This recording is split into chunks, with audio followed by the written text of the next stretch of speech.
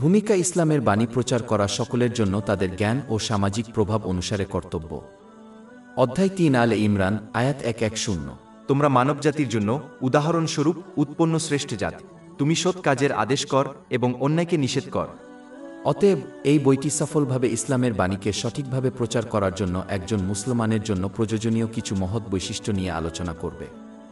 আলোচিত পাঠগুলো বাস্তবায়ন করা একজন মুসলিমকে মহৎ চরিত্র অর্জনে সহায়তা করবে।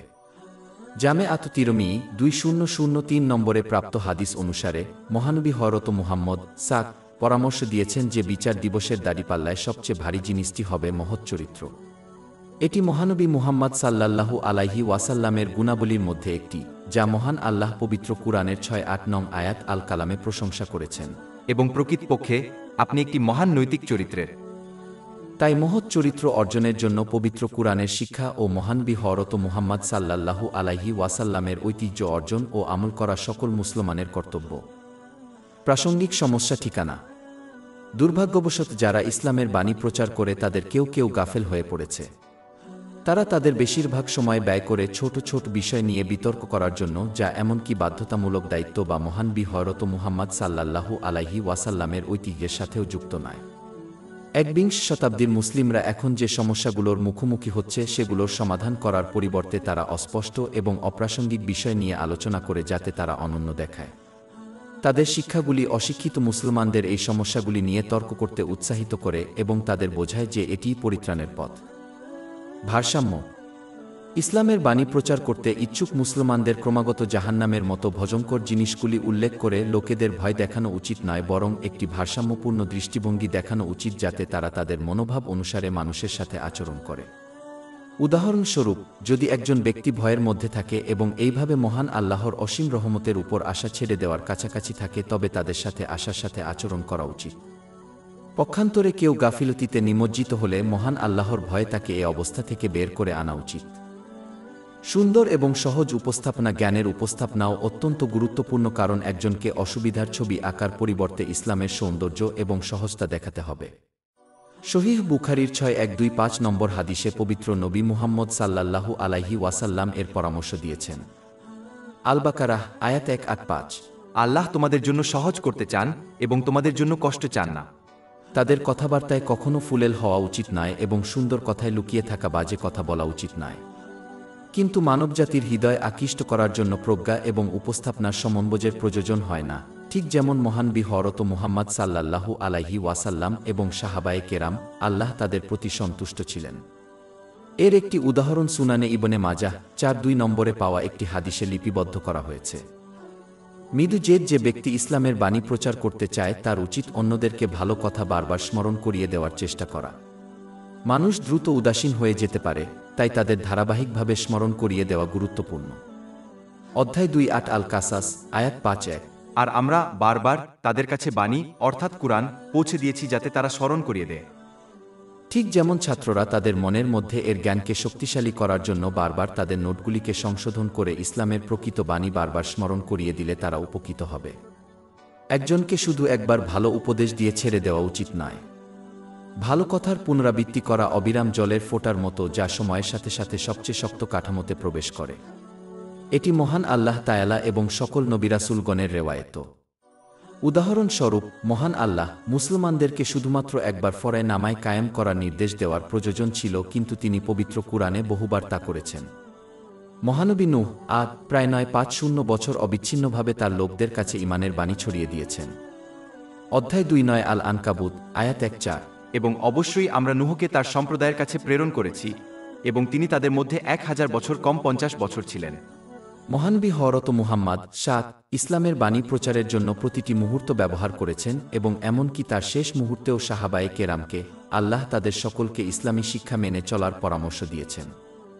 এটি সুনানে ইবনে মাজাহ ২৬৯৭ নম্বরে পাওয়া একটি হাদিসে লিপিবদ্ধ করা হয়েছে। অতএব একজনকে এই মনোভাব অবলম্বন করা উচিত এবং কয়েকবার উপদেশ দেওয়া ছেড়ে দিয়ে শয়তানের ফিসফিসানির শিকার হওয়া উচিত নয়। যে মুসলমান অন্যদেরকে ইসলামের দাওয়াত দেয় তার কর্তব্য হচ্ছে তা ধারাবাহিকভাবে করা, কিন্তু তা মানুষের অন্তরে প্রভাব ফেলবে কিনা তা তাদের নিয়ন্ত্রণের বাইরে। তবে নিয়মিত হওয়া এবং অন্যদের স্বীকার করার মধ্যে একটি পার্থক্য রয়েছে, তা চাপ দেওয়া গুরুত্বপূর্ণ। একজন মুসলমানের সবসময় অন্যদের ভালোর নির্দেশ দেওয়া উচিত নয়, কারণ এটি অন্যের জন্য অবাধ্য এবং বোঝা হয়ে উঠতে পারে। প্রকৃতপক্ষে মহানবী মুহাম্মদ সাল্লাল্লাহু আলাইহি ওয়াসাল্লাম অনেক বেশি বক্তৃতা দেওয়া থেকে বিরত ছিলেন, কারণ তিনি সাহাবায়ে কেরামকে চাননি। আল্লাহ তাদের সকলের প্রতি সন্তুষ্ট হন, বিরক্ত ও অতিরিক্ত বোঝা হয়ে পড়েন। এ কারণেই সাহাবী আবদুল্লাহ ইবনে মাসুদ রাদিয়াল্লাহু আনহু শুধুমাত্র বৃহস্পতিবারে বক্তৃতা দিতেন, যদিও তাকে আরও বেশি কিছু দেওয়ার অনুরোধ করা হয়েছিল। এটি সহিহ মুসলিম ৭১২৭ নম্বরে পাওয়া একটি হাদিসে নিশ্চিত করা হয়েছে। ভদ্রতা ইসলামের সৌন্দর্য পাওয়া যায় ভদ্রতার মধ্যে। অনেক হাদিসে, যেমন সুনানে ইবনে মাজা ৩৬৮৯ নম্বরে পাওয়া যায়, এমন অনেক হাদিসে মহানবী মুহাম্মদ সাল্লাল্লাহু আলাইহি ওয়াসাল্লাম এই পরামর্শ দিয়েছেন। পবিত্র কুরআন এমনকি উল্লেখ করেছে যে সাহাবীগণ, আল্লাহ তাদের সকলের প্রতি সন্তুষ্ট হন, তার নম্রতা ও কোমল স্বভাবের কারণে মহানবী হযরত মুহাম্মদ সাল্লাল্লাহু আলাইহি ওয়াসাল্লামের সাথে নিরন্তর স্নেহপূর্ণভাবে সঙ্গী হতেন। অধ্যায় ৩ আলে ইমরান আয়াত ১৫৯। অতএব হে মুহাম্মদ, আল্লাহর রহমতে আপনি তাদের প্রতি নম্র ছিলেন, আর আপনি যদি কথায় অভদ্র এবং হৃদয়ে কঠোর হতেন তবে তারা আপনার কাছ থেকে বিচ্ছিন্ন হয়ে যেত। আরবরা কঠোর হৃদয়ের জন্য কুখ্যাত ছিল, কিন্তু মহানবী হযরত মুহাম্মদ এর দরুন কোমল মেজাজ তাদের কঠোর হৃদয় গলে গিয়েছিল, এবং এইভাবে তারা এই গুণটি গ্রহণ করেছিল এবং বাকি মানবজাতিকে পথ দেখানোর আলোকবর্তিকা হয়ে উঠেছিল। এ কারণেই মহানবী মুহাম্মদ সাল্লাল্লাহু আলাইহি ওয়াসাল্লাম সুনানে আবু দাউদ ৪৮০৯ নম্বরে পাওয়া একটি হাদিসে সতর্ক করেছেন যে ভদ্রতা থেকে বঞ্চিত সে কল্যাণ থেকে বঞ্চিত। অধ্যায় ৩ আলে ইমরান আয়াত ১০৩।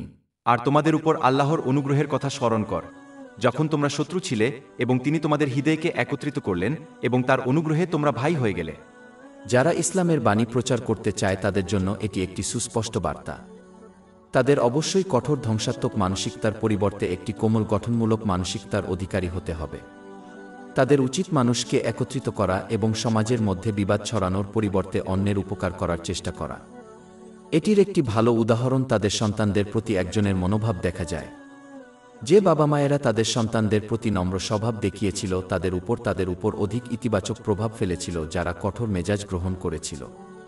প্রায়শই কেউ তাদের কঠোর মনোভাব দিয়ে মানুষকে ইসলাম থেকে আরও দূরে ঠেলে দেয়, এবং এটি মহানবী হযরত মুহাম্মদ এর ঐতিহ্যকে সম্পূর্ণভাবে চ্যালেঞ্জ করে। উদাহরণস্বরূপ, একবার এক অশিক্ষিত বেদুইন নবী মুহাম্মদ সাল্লাল্লাহু আলাইহি ওয়াসাল্লামের মসজিদে প্রস্রাব করে। যখন সাহাবায়ে কেরাম, আল্লাহ তাদের সকলের প্রতি সন্তুষ্ট, তাকে মহানবী হযরত মুহাম্মদ সাল্লাল্লাহু আলাইহি ওয়াসাল্লাম শাস্তি দিতে চাইলেন, তাদেরকে নিষেধ করলেন এবং বেদুইনদেরকে মসজিদে থাকার আদব বিনীতভাবে ব্যাখ্যা করলেন। এই ঘটনাটি সুনানে ইবনে মাজাহ ৫২৯ নম্বরে পাওয়া একটি হাদিসে উল্লেখ করা হয়েছে। এই নরম দৃষ্টিভঙ্গি লোকটিকে ইতিবাচকভাবে প্রভাবিত করেছিল। এই গুরুত্বপূর্ণ বৈশিষ্ট্যটি পবিত্র কুরআনের অনেক স্থানেও উল্লেখ করা হয়েছে। উদাহরণস্বরূপ, যদিও ফেরাউন নিজেকে সর্বোচ্চ প্রভু বলে দাবি করে, তবুও মহান আল্লাহ মহানবী হযরত মুসা এবং হযরত হারুন শান্তি তাদের উভয়ের উপর আদেশ করেছিলেন নম্র ও সদয় কথাবার্তার মাধ্যমে ফেরাউনকে হেদায়েতের দিকে আমন্ত্রণ জানাতে। অধ্যায় ৭ আন-নাজিয়াত আয়াত ২-৪। এবং বললেন, আমি তোমাদের শ্রেষ্ঠ প্রভু। এবং অধ্যায় ২ আয়াত ৪-৩-৪-৪। তোমরা দুজনেই ফেরাউনের কাছে যাও, নিঃসন্দেহে সে সীমালঙ্ঘন করেছে, এবং তার সাথে মৃদু কথা বল, যাতে সে স্মরণ করিয়ে দেয় অথবা আল্লাহকে ভয় করে। শিশু এমনকি পশুরাও ভদ্রতার ভাষা বোঝে। সুতরাং একজন প্রাপ্তবয়স্ক ব্যক্তিকে ইসলাম ও কল্যাণের দিকে দাওয়াত দেওয়ার সময় এই বৈশিষ্ট্য গ্রহণ করলে কিভাবে সঠিক পথ দেখা যাবে না। এ কারণেই মহানবী হযরত মুহাম্মদ একবার সহিহ মুসলিমের ৬৬০১ নম্বর হাদিসে উপদেশ দিয়েছিলেন যে মহান আল্লাহ তার অসীম মর্যাদা অনুসারে দয়ালু ও কোমল এবং সৃষ্টিকে নরম আচরণ করা পছন্দ করেন। একে অপরের সাথে দুর্ভাগ্যবশত যারা ইসলামের বাণী ছড়িয়েছেন তারা অনেকেই এই ভুল বিশ্বাস গ্রহণ করেছেন যে ভদ্র হওয়া দুর্বলতার লক্ষণ। এটা শয়তানের ষড়যন্ত্র ছাড়া আর কিছুই নয়, কারণ সে মানবজাতিকে ইসলাম থেকে দূরে নিয়ে যেতে চায় পুরস্কারের আশায়। উপরন্তু একজনকে কখনই বিশ্বাস করা উচিত নয় যে তাদের প্রচেষ্টা শুধুমাত্র পুরস্কৃত হয় যদি অন্যরা তাদের পরামর্শ শুনে এবং কাজ করে। এটা মিথ্যা, কারণ মহান আল্লাহ তাআলা পুরস্কার দেন একজনের উদ্দেশ্য এবং প্রচেষ্টার উপর ভিত্তি করে কোনো কাজের ফলাফল নয়। এটি সহিহ বুখারী ১৪৭ প্রাপ্ত একটি হাদিসে নিশ্চিত করা হয়েছে। উদাহরণ দ্বারা নেতৃত্ব যারা ইসলামের বাণী প্রচার করে তাদের প্রথমে তাদের জ্ঞানের উপর আমল করার চেষ্টা করতে হবে। ইসলামের প্রাথমিক যুগে ইসলামী জ্ঞানের সমাবেশে যোগদানের জন্য একজনকে কয়েকদিন ভ্রমণ করতে হতো, কিন্তু এখন অনলাইনে অসংখ্য বক্তৃতা পাওয়া যায়। তথাপি ধার্মিক পূর্বসূরিদের চলে যাওয়ার পর থেকে সঠিক পথ সম্পর্কে অজ্ঞতা বেড়েছে। এর কারণ হল, কেউ কেউ পবিত্র কুরআনের আয়াত ও মহানবী হযরত মুহাম্মদ সাল্লাল্লাহু আলাইহি ওয়াসাল্লামের হাদিস মুখস্থ করে জ্ঞান অর্জন করেছেন, কিন্তু তাদের চরিত্র পরিশুদ্ধ করতে ব্যবহার করেননি। অর্থ, তারা তাদের জ্ঞানের উপর আমল করেনি। যারা এরকম কাজ করবে তারা তাদের উপদেশের মাধ্যমে অন্যের হৃদয়ে প্রভাব ফেলার শক্তি হারিয়ে ফেলবে। কিছু লেকচারার হলো নিউজ বুলেটিনগুলির মতো, যেগুলি অন্যদেরকে কাজ করার জন্য উদ্দীপিত না করে শুধুমাত্র তথ্য প্রদান করে, যার ফলে তাদের ঈশ্বর প্রদত্ত জ্ঞানের মাধ্যমে অন্যদেরকে গাইড করার দায়িত্বে ব্যর্থ হয়। অমুসলিমরা মূলত একজন সফল মুসলিমের বাস্তব উদাহরণ না দেখে ইসলামের নিজস্ব গবেষণার মাধ্যমে ইসলাম গ্রহণ করছে। যারা ইসলাম প্রচার করতে চায় তাকে জ্ঞানের মাধ্যমে তাদের চরিত্র পরিশুদ্ধ করাকে অগ্রাধিকার দিতে হবে। অধ্যায় 6 আস-সাফ, আয়াত 3। আল্লাহর কাছে অত্যন্ত অপছন্দনীয় বিষয় হলো তুমি এমন কথা বল যা তুমি কর না। যখন কেউ এইভাবে কাজ করে তখন একটু সঠিক জ্ঞান নিজের এবং অন্যদের উপর ব্যাপক প্রভাব ফেলবে। যদিও যারা এই সঠিক মনোভাবকে প্রত্যাখ্যান করে তাদের কাছে আরও জ্ঞান থাকতে পারে, তবে এটি কারো উপর ইতিবাচক প্রভাব ফেলবে না। পবিত্র কুরআনে এ ধরনের ব্যক্তির বর্ণনা করা হয়েছে। অধ্যায় 6 আল-জুমুয়াহ, আয়াত 5। অতঃপর এটি গ্রহণ করেনি, তাদের জ্ঞানের উপর কাজ করেনি, এমন একটি গাধার মতো যে বিয়ের ভলিউম বহন করে। জিনিস সহজ করুন। অন্যদের দেখানোর চেয়ে জিনিসগুলিকে সহজ এবং সহজ করে তোলা গুরুত্বপূর্ণ। ইসলাম অনুসরণ করা একটি বোঝা ধর্ম। সহিহ বুখারীর 6125 নং হাদিসে মহানবী মুহাম্মদ সাল্লাল্লাহু আলাইহি ওয়াসাল্লাম এই উপদেশ দিয়েছেন। এ কারণেই ইমাম বুখারীর একটি হাদিসে প্রাপ্ত একটি হাদিসে ঘোষণা করেছেন মহানবী মুহাম্মদ সাল্লাল্লাহু আলাইহি ওয়াসাল্লাম। আদাব আল মুফরাদ 4-3 নম্বর, যে তাকে একটি সহজ এবং সহজ ধর্ম দিয়ে পাঠানো হয়েছিল। যারা ইসলামের বাণী প্রচার করে তারা প্রায়শই ভুলভাবে ইসলামকে জটিল করে তোলে, যেখানে মহানবী মুহাম্মদ সাল্লাল্লাহু আলাইহি ওয়াসাল্লাম এটিকে সরলীকরণ করেছেন। সঠিক জ্ঞান পাস করা সমাজের মধ্যে ইসলামের সচেতনতা ছড়িয়ে দেওয়ার সময় সঠিক জ্ঞান পৌঁছে দেওয়া নিশ্চিত করা গুরুত্বপূর্ণ। অন্যথায় হুজুর পাক মুহাম্মদ সাল্লাল্লাহু আলাইহি ওয়াসাল্লাম কর্তৃক সতর্ক করা হয়েছে। সুনানে ইবনে মাজাহ 206 নম্বর হাদিসে পাওয়া যায় যে, একজন ব্যক্তি কেবল ভুল জ্ঞান প্রদানের জন্য শাস্তি পেতে পারে না, তবে শাস্তি কতটা বৃদ্ধি পাবে তার উপর নির্ভর করে। মানুষ এর উপর কাজ করে।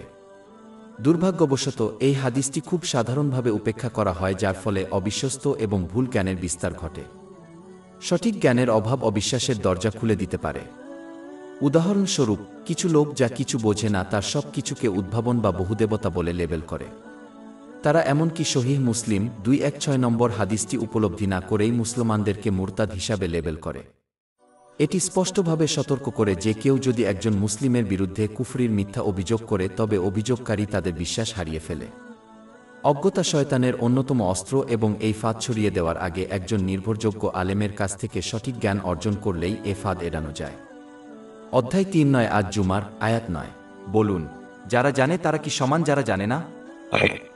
ধৈর্য যখনই কেউ অন্যদেরকে ইসলামের দিকে আমন্ত্রণ জানায়, ভালোর আদেশ দেয় এবং মন্দ কাজ থেকে নিষেধ করে, তখন তারা অন্য অনেকের গাফিলতিহীন জীবনধারাকে চ্যালেঞ্জ করে, যা তাদের যেভাবেই হোক সত্যের বিরুদ্ধে প্রতিরোধ গড়ে তুলতে অনুপ্রাণিত করবে। অতীতের সকল জাতি তাদের নবী কে প্রত্যাখ্যান করার প্রধান কারণ ছিল এই কারণেই। তারা তাদের জীবনধারা ও বৈশিষ্ট্য পরিত্যাগ করতে পারেনি এবং তাদের রক্ষার জন্য মহান আল্লাহ ও তাদের মহানবী এর বিরুদ্ধে যুদ্ধ করতে প্রস্তুত ছিল। যখন কেউ এই গুরুত্বপূর্ণ দায়িত্বটি গ্রহণ করে, তখন তাদের নিজের আত্মীয় স্বজন সহ অন্যদের দ্বারা সৃষ্ট অনেক কষ্টের মুখোমুখি হতে প্রস্তুত থাকতে হবে। মহানবী সাল্লাল্লাহু আলাইহি ওয়াসাল্লাম আল্লাহর কাছে সবচেয়ে প্রিয়, মহান, তথাপি তারা তাদের জাতি থেকে অগণিত সমস্যার সম্মুখীন হয়েছেন। এই সত্যটি পর্যবেক্ষণ করার জন্য একজনকে কেবল পবিত্র কুরআন এবং মহানবী হযরত মুহাম্মদ সাল্লাল্লাহু আলাইহি ওয়াসাল্লামের হাদিস অধ্যয়ন করতে হবে। উদাহরণস্বরূপ, মহানবী হযরত মুহাম্মদ সাল্লাল্লাহু আলাইহি ওয়াসাল্লাম একবার জামে আত-তিরমিজি 2472 নম্বরে পাওয়া একটি হাদিসে ঘোষণা করেছিলেন যে, সৃষ্টির মধ্যে তার চেয়ে মহান আল্লাহর পথে আর কেউ নির্যাতিত হয়নি। এই জাতীয় ক্ষেত্রে অন্যের খারাপ মনোভাবের প্রতিক্রিয়া শিক্ষিত, শ্রদ্ধাশীল এবং নম্র হওয়া উচিত। এর একটি উদাহরণ পাওয়া যায় অধ্যায় 1 মরিয়ম, আয়াত 4-6-4-7। তার পিতা বললেন, হে ইব্রাহিম, তোমার কি আমার দেবতাদের প্রতি কোনো আকাঙ্ক্ষা নেই? যদি তুমি বিরত না হও, আমি অবশ্যই তোমাকে পাথর ছুড়ব, তাই আমাকে দীর্ঘ সময় এড়িয়ে যাও। ইব্রাহিম বললেন, তোমার উপর শান্তি বর্ষিত হবে। আমি তোমার জন্য আমার পালনকর্তার কাছে ক্ষমা প্রার্থনা করব। তিনি আমার প্রতি চির অনুগ্রহশীল। এখানে হরত ইব্রাহিম আলাইহিস সালামের রুট মনোভাবের প্রতি তার বুজুর্গের সদয় ও সম্মানজনক প্রতিক্রিয়া আলোচনা করা হয়েছে। বেশিরভাগ ক্ষেত্রে একজন ব্যক্তির অবশ্যই চরিত্রগত ত্রুটি থাকতে হবে যদি তারা সকলের সাথে মিলিত হওয়ার দাবি করে। সমাজের সদস্যদের মধ্যে পার্থক্যের কারণে একজন ব্যক্তি কখনই সবার সাথে মিলিত হতে পারে না। তারা সবসময় এক বা একাধিক হবে যারা তাদের মানসিকতা, জীবনধারা এবং পরামর্শের সাথে একমত নয়। এই বৈচিত্র্য উত্তেজনা এবং মাঝে মাঝে সমস্যা সৃষ্টি করবে। কিন্তু কোনো ব্যক্তিকে সবাই পছন্দ করলে অধিকাংশ ক্ষেত্রেই দেখা যায় তারা দ্বিমুখী হয়ে ভণ্ডদের মানসিকতা অবলম্বন করেছে। নবী সাল্লাল্লাহু আলাইহি ওয়াসাল্লাম যদি সকলের প্রিয় না হন তাহলে একজন সাধারণ মানুষ কিভাবে এই মর্যাদা লাভ করতে পারে? এই কারণেই অপপ্রচারে বিশ্বাস করা উচিত নয়, কারণ এইভাবে সবচেয়ে বেশি দুর্ব্যবহার করা হয়েছে নবী সাল্লাল্লাহু আলাইহি ওয়াসাল্লামকে। এটি সুনানে ইবনে মাজা 4023 নম্বরে পাওয়া একটি হাদিসে নিশ্চিত করা হয়েছে।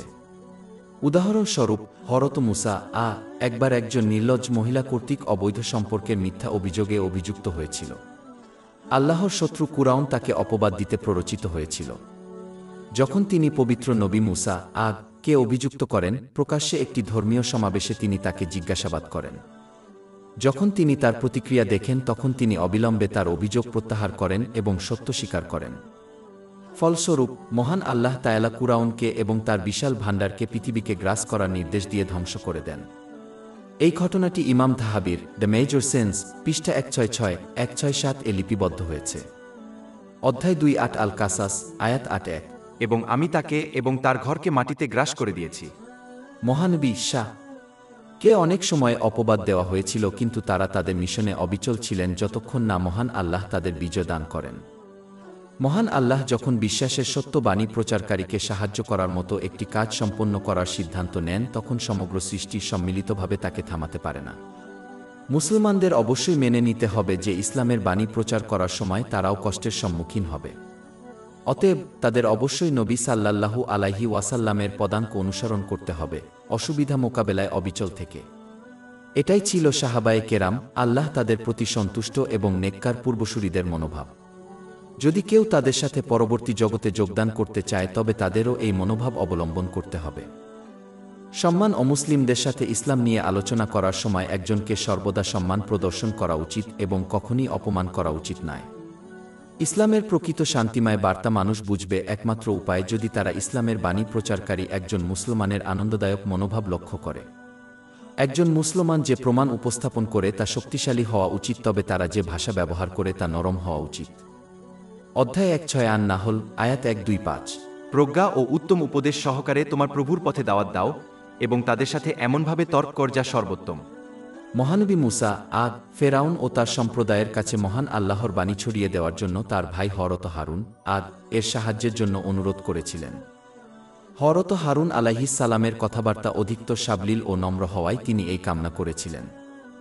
যদি মহানবী মুসা এই সুনির্দিষ্ট গুণের জন্য অনুরোধ করেন, তাহলে আজকে কেউ কেউ ইসলামের বাণী প্রচার করার চেষ্টা করলে তা প্রত্যাখ্যান করে কেন? অধ্যায় 28 আল কাসাস আয়াত 3-4।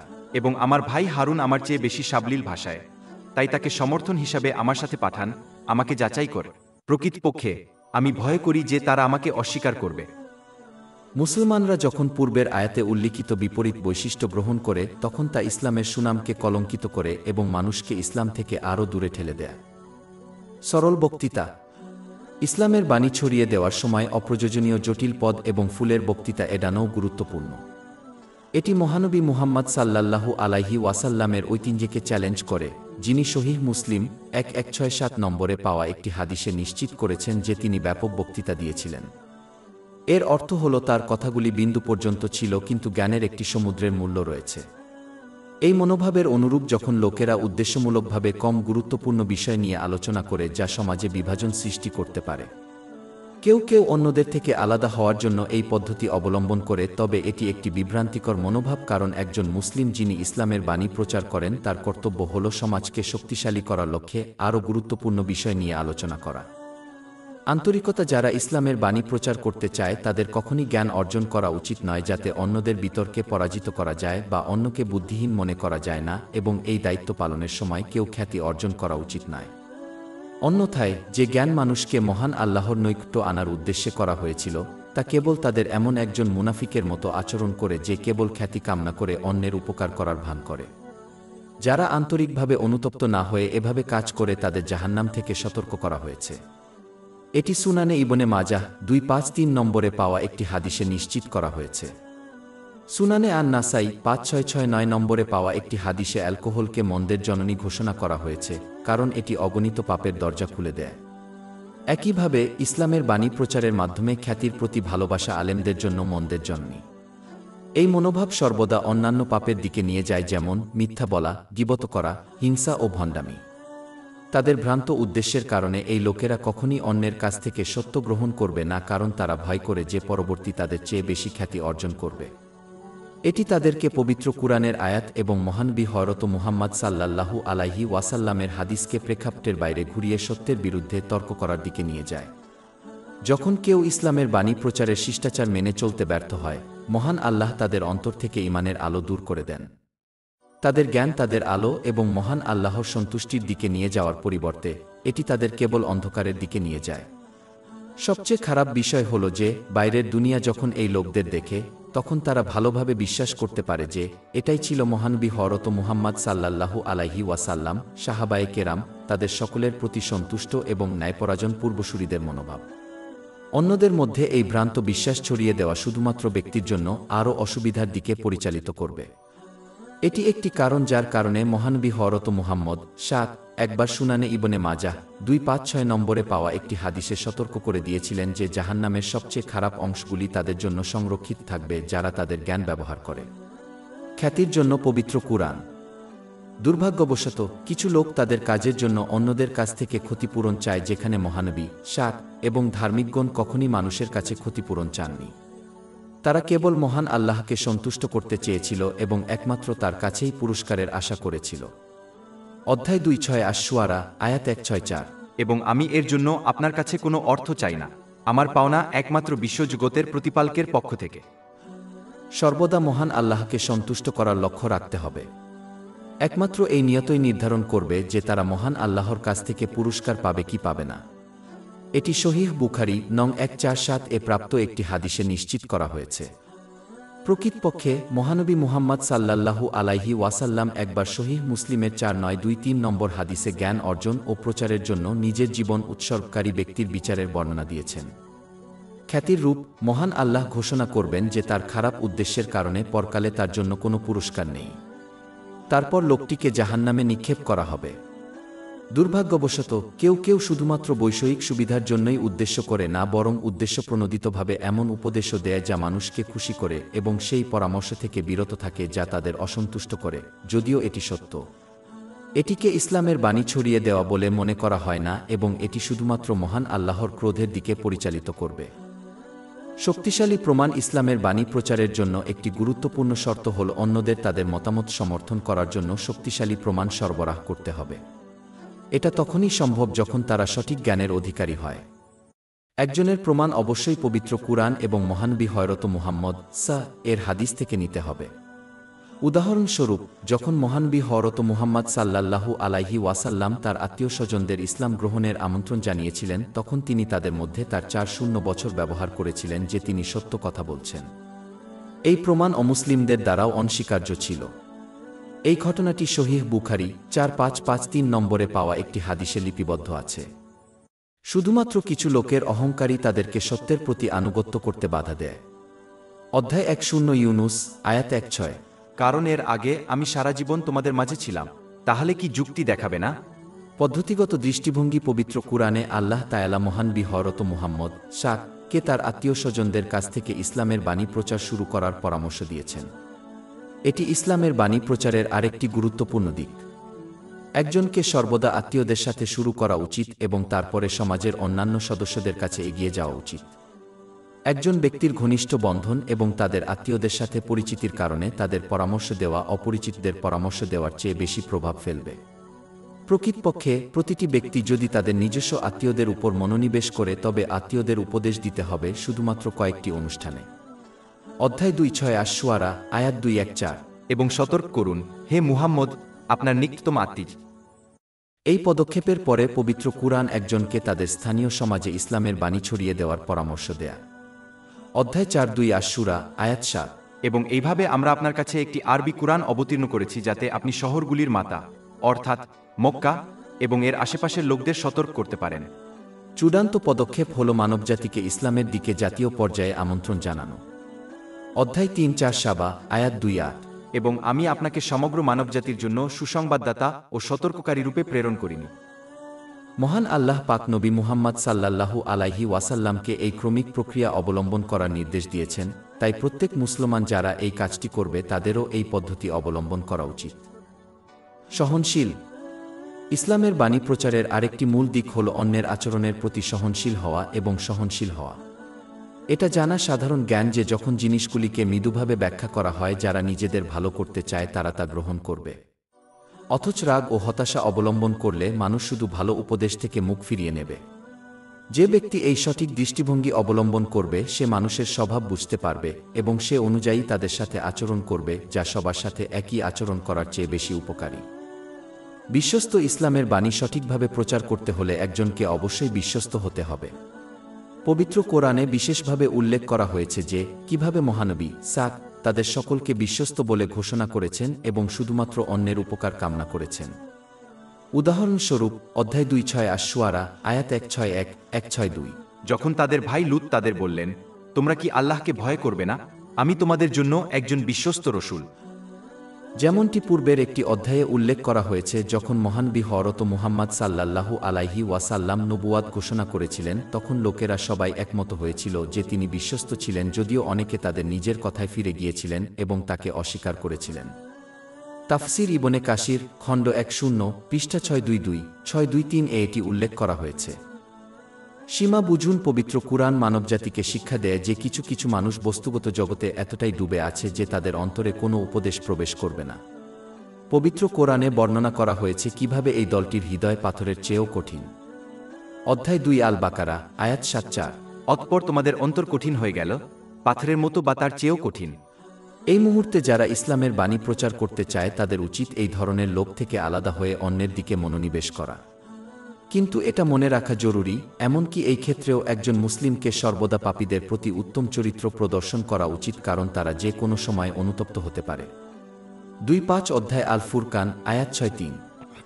এবং যখন অজ্ঞরা তাদের কঠোরভাবে সম্বোধন করে তখন তারা শান্তির কথা বলে। একইভাবে পবিত্র কুরআনের অন্য একটি আয়াতে মহান আল্লাহ উপদেশ দিয়েছেন যে যখন একটি সীমা পৌঁছে যায় তখন একগুঁয়ে ও বিপদকামী মানুষকে তাদের ভ্রান্ত বিশ্বাসের জন্য আলাদা করা এবং ছেড়ে দেওয়াই উত্তম। নিঃসন্দেহে এমন একটি দিন আসবে যখন মহান আল্লাহ মানবজাতিকে জানিয়ে দেবেন কে সঠিক পথপ্রাপ্ত এবং কারা অন্ধকারে হারিয়ে গিয়েছিল। অধ্যায় 2-8 আল কাসাস, আয়াত 5-5। এবং যখন তারা মন্দ কথা শোনে তখন তা থেকে মুখ ফিরিয়ে নেয় এবং বলে, আমাদের জন্য আমাদের কর্ম এবং তোমাদের জন্য তোমাদের কর্ম, তোমাদের উপর শান্তি বর্ষিত হবে, আমরা অজ্ঞদের সন্ধান করি না। মুসলমানদের কখনই বিষণ্ণ ও বিভ্রান্ত হওয়া উচিত নয় যখন তাদের ভালো পরামর্শ অন্যদের প্রভাবিত করে না। কিছু কিছু ক্ষেত্রে এই লোকেরা পাপে এমনভাবে নিমজ্জিত হয় যে তাদের অন্তর আবৃত হয়ে যায়। এই ক্ষমতা তাদের ইতিবাচক উপায়ে প্রভাবিত করা ভালো উপদেশ প্রতিরোধ করে। সুনানে ইবনে মাজাহ 4244 নম্বরে পাওয়া একটি হাদিস ব্যাখ্যা করে যে কিভাবে একটি পাপ আধ্যাত্মিক হৃদয়ে একটি কালো দাগ তৈরি করে। একজন যত বেশি পাপ করে ততই তাদের আধ্যাত্মিক হৃদয় এই অন্ধকারে নিমগ্ন হয়। অধ্যায় 3 আল মুতাফিফিন, আয়াত 1-4। না, বরং দাগ তাদের অন্তরে ঢেকে দিয়েছে যা তারা উপার্জন করছে। এটি আরেকটি আয়াতের অনুরূপ যেখানে মহান আল্লাহ ঘোষণা করেছেন যে তাদের কান, চোখ এবং হৃদয় সত্য থেকে আবৃত করা হয়েছে এবং তাই তারা সত্যের দিকে পরিচালিত হতে পারে না। অধ্যায় 2 আল বাকারা, আয়াত 7। আল্লাহ তাদের অন্তরে এবং তাদের শ্রবণের উপর মোহর মেরে দিয়েছেন এবং তাদের দৃষ্টির উপর একটি পর্দা রয়েছে। দোষ ইসলামের বাণীর নয়, বিপদকামীদের অন্তরে। ঠিক যেমন দোষ একজন অন্ধ ব্যক্তির চোখে, উজ্জ্বল সূর্যের নয়। দুর্ভাগ্যবশত এই একগুঁয়ে মনোভাব সমাজের মধ্যে একটি ব্যাপক সমস্যা হয়ে দাঁড়িয়েছে। এর মধ্যে কিছু লোক ইসলামে বিশ্বাস করে তবুও তাদের হৃদয় ও মন পবিত্র কুরআন এবং মহানবী হযরত মুহাম্মদ সাল্লাল্লাহু আলাইহি ওয়াসাল্লাম এর হাদিসের শিক্ষার প্রতি বন্ধ করে রেখেছে। তারা এমন কোনো ভালো উপদেশ গ্রহণ করতে অস্বীকার করে যা উভয় জগতে তাদের উপকারে আসে। যারা ইসলামের বাণী প্রচার করতে বেছে নেয় তাদের বুঝতে হবে যে দুই ধরনের মানসিকতা মানুষ গ্রহণ করতে পারে। প্রথমটি হলো যখন কেউ একটি সমস্যা সম্পর্কে আগে থেকেই তাদের মন তৈরি করে এবং তারপরে শুধুমাত্র সেই জিনিসগুলি অনুসন্ধান করে এবং গ্রহণ করে যা তাদের পূর্বনির্ধারিত বিশ্বাসকে সমর্থন করে। অথচ সঠিক দৃষ্টিভঙ্গি হল বিভিন্ন বিষয়ে জোরালো প্রমাণ অনুসন্ধান ও গ্রহণ করে খোলা মনে জীবনযাপন করা। প্রথম মানসিকতা শুধুমাত্র ব্যক্তিগত স্তর থেকে জাতীয় স্তর পর্যন্ত সমস্যা সৃষ্টি করবে। দুর্ভাগ্যবশত মিডিয়ার কিছু দিক এভাবেই কাজ করে। তারা যে তথ্য প্রকাশ করতে চায় তা পূর্বনির্ধারণ করে, দুর্বল সমর্থনকারী প্রমাণের বিটগুলি খুঁজে পায় এবং তারপর বিশ্বের দেখার অনুপাতে তা উড়িয়ে দেয়। যারা ইসলামের বাণী প্রচার করছে তাদের উচিত প্রথম ধরনের লোকদের এড়িয়ে যাওয়া এবং দ্বিতীয় দলকে সত্যের দিকে দাওয়াত দেওয়ার দিকে মনোনিবেশ করা। দরকারি তথ্য দুর্ভাগ্যবশত কেউ কেউ অতীতের জাতিগুলির ভুল সম্পর্কে মানবজাতিকে সতর্ক করা ছেড়ে দিয়েছে এবং তাদের ফলস্বরূপ তারা কিভাবে ধ্বংস হয়েছিল। পরিবর্তে তারা মহান আল্লাহর রহমতের প্রতি ইচ্ছুক চিন্তাভাবনার ধারণাকে স্ফীত করে, শ্রোতাদেরকে তাদের পদাঙ্ক অনুসরণ করতে এবং সাধুত্ব অর্জন করতে শেখা না দিয়ে সাধুদের সম্পর্কে গল্প বলে। এই ইসলামের দাওয়াতকারীরা মিথ্যা ধারণা দেয় যে সাপ্তাহিক ধর্মীয় সমাবেশে যোগদান করা এবং কাজ দ্বারা সমর্থন না করে কেবল কথার মাধ্যমে আল্লাহ, মহানবী হযরত মুহাম্মদ সাল্লাল্লাহু আলাইহি ওয়াসাল্লাম এবং অলিগণের প্রতি ভালোবাসা ঘোষণা করা। তারা এই আচরণ অবলম্বন করে কারণ তারা বিশ্বাস করে যে একজন জনপ্রিয় বক্তা হওয়া সমস্ত মহানবী এর ঐতিহ্য পূরণের চেয়েও গুরুত্বপূর্ণ। অধ্যায় ৭ আল মুদ্দাথির, আয়াত ১-২। হে নিজেকে বস্ত্র দিয়ে আবৃতকারী, উঠুন এবং সতর্ক করুন। প্রতিটি ইসলামী বক্তৃতা একটি সংক্ষিপ্ত এবং দরকারি বার্তা প্রদান করা উচিত। দুর্ভাগ্যবশত কেউ কেউ শুধুমাত্র সেই সমাবেশে যোগদান করে যেগুলো কোনো বাস্তব উদ্দেশ্য ও অর্থ ছাড়াই গল্প বলার দ্বারা গঠিত। এই সমাবেশগুলি শুধুমাত্র ফুলের কিন্তু অর্থহীন বক্তৃতা দিয়ে জনসাধারণকে খুশি করার জন্য অনুষ্ঠিত হয়। কিছু লেকচারার ভুলভাবে বিশ্বাস করেন যে সাফল্য অর্জনের জন্য তাদের শ্রোতাদের ঘণ্টার মূল্যের তথ্য প্রদান করতে হবে, কিন্তু তারা কিছু ভালো শব্দ উপলব্ধি করতে ব্যর্থ হয় যা দর্শকদের উন্নতির দিকে অনুপ্রাণিত করে। অনেক ভালো একটি সমাবেশ তখনই কার্যকর হয় যখন শ্রোতারা নিজেদের সংস্কারের আন্তরিক অভিপ্রায় নিয়ে চলে যায়, কিন্তু এর জন্য প্রয়োজন যে বিশ্বাসের বাণী ছড়িয়ে দিতে চায় তাকে মৌলিক বিষয়ের উপর কাজ করার আগে নতুন ধারণা এবং ধারণা অনুসন্ধানের ভুল মনোভাব থেকে দূরে সরে যেতে হবে। উপসংহারে বলা যায়, মুসলমানদের জন্য, বিশেষ করে যারা ইসলামের বাণী প্রচার করতে চায়, তাদের জন্য প্রয়োজনীয় সঠিক বৈশিষ্ট্যগুলি গ্রহণ করা গুরুত্বপূর্ণ, যার অনেকগুলি এই বইয়ে আলোচনা করা হয়েছে, যাতে ইসলামের প্রকৃত শিক্ষা বিশ্বে ছড়িয়ে দেওয়া যায়। তাদের মধ্যে সবচেয়ে গুরুত্বপূর্ণ হল অন্যদের কাছে প্রচার করার আগে ইসলামের শিক্ষার উপর আমল করা।